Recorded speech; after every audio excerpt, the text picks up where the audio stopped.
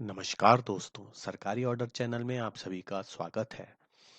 आज हम बात कर रहे हैं एक्विजिशन एक्वायरिंग। अगर कोई हायर क्वालिफिकेशन लेता है अपनी गवर्नमेंट जॉब में आने के बाद, कोई क्वालिफिकेशन बढ़ाता है डिपार्टमेंट से अप्रूवल लेने के बाद, तो क्या उसे कुछ इंसेंटिव मिलेगा, क्या उसे कुछ एक्स्ट्रा बेनिफिट मिलेगा उस चीज़ का करने का।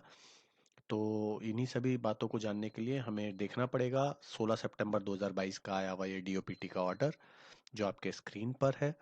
इस ऑर्डर के अंदर जनरल कंडीशंस और क्राइटेरिया दिया हुआ है कि किस प्रकार से और कितना पैसा और किसको मिलेगा। तो जो इंसेंटिव मिलेगा वो तभी एप्लीकेबल होगा अगर जो क्वालिफिकेशन एक्वायर की गई है, क्वालिफिकेशन नई ली गई है, वो असेंशियल और डिज़ायर क्वालिफिकेशन में नहीं थी आपके रिक्रूटमेंट रोल में। जो पोस्ट जिस पोस्ट पे आप अभी हैं उस पोस्ट के असेंशियल या डिज़ायरेबल क्वालिफिकेशन में नहीं होनी चाहिए। तभी आपको जो ये इंसेंटिव है वो ग्रांट किया जाएगा।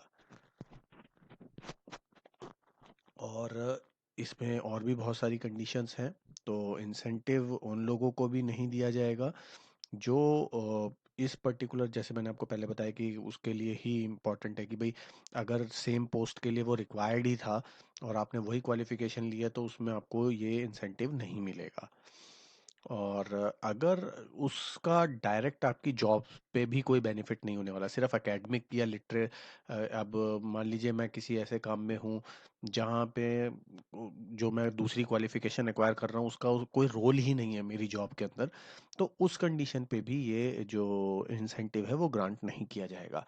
तो इसका सीधा सीधा मतलब ये निकलता है कि अगर आपने कोई क्वालिफिकेशन एक्वायर की है और वो आपके जॉब रोल में उसका आगे चल के या तो अगली पोस्ट पे या आपकी जो उस जॉब के अंदर उसका कोई बेनिफिट है, तो उस कंडीशन पे आपको ये इंसेंटिव मिलेगा। इस बट वो आपकी जो रिक्रूटमेंट की रूल्स हैं या जो उस पोस्ट है उसके लिए एसेंशियल या डिजायरेबल में नहीं होना चाहिए। उसके अलावा क्या कंडीशंस हैं? उसके अलावा कंडीशंस ये हैं कि जो आपने क्वालिफिकेशन एक्वायर की है वो गवर्नमेंट से स्पॉन्सर नहीं होनी चाहिए, आपको उसकी परमिशन आपने ली होनी चाहिए। और जो इसके अलावा आप जैसे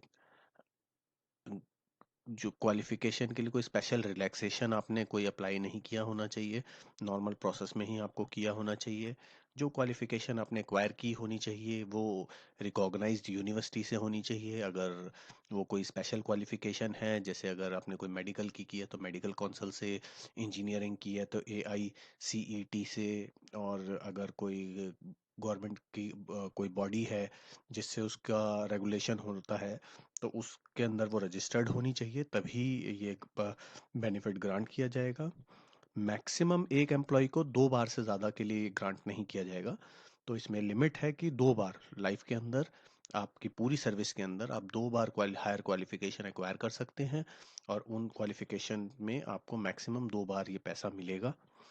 जो क्वालिफिकेशन एक बार करेंगे और दूसरी बार करेंगे उसमें गैप होना चाहिए। तो हायर क्वालिफिकेशन एक्वायर करने में मिनिमम क्लेमिंग 6 मंथ्स का गैप इसमें बताया गया है। उसके अलावा कितना पैसा मिलेगा, सबसे इम्पोर्टेंट बात आ जाती है। हर बंदा ये जानना चाहता है कितना पैसा मिलेगा। तो अगर पीएचडी कर रहे हैं तो 30,000 रुपये पीएचडी और इक्विवेलेंट। पीजी डिग्री या डिप्लोमा है तो 25,000 रुपये 1 ईयर और इक्विवेलेंट, 1 साल से अधिक का है। अगर ड्यूरेशन 1 साल से कम की है तो पीजी डिग्री या डिप्लोमा के लिए 20,000 रुपये। Degree diploma during more than 3 years और इक्वलेंट 15,000।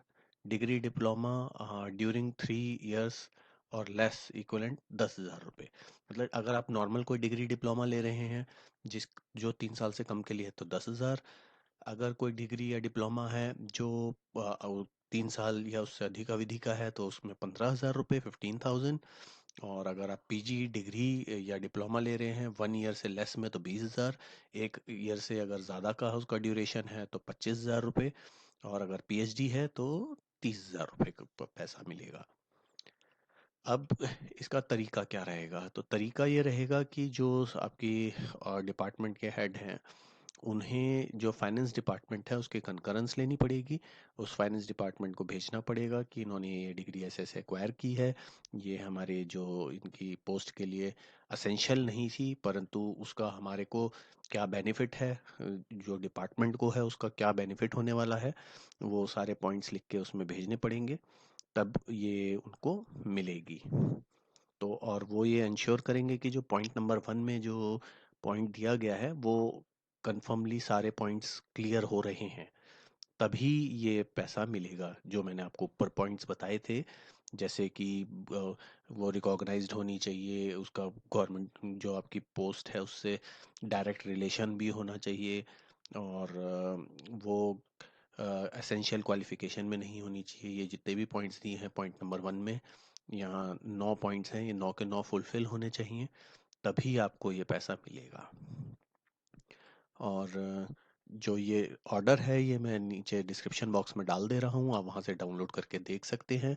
अगर आपको इससे रिलेटेड कोई प्रश्न हो तो आप नीचे कमेंट बॉक्स में मुझसे पूछ सकते हैं, और मेरे चैनल को प्लीज़ सब्सक्राइब करिए और अपने दोस्तों से भी इसे शेयर करिए।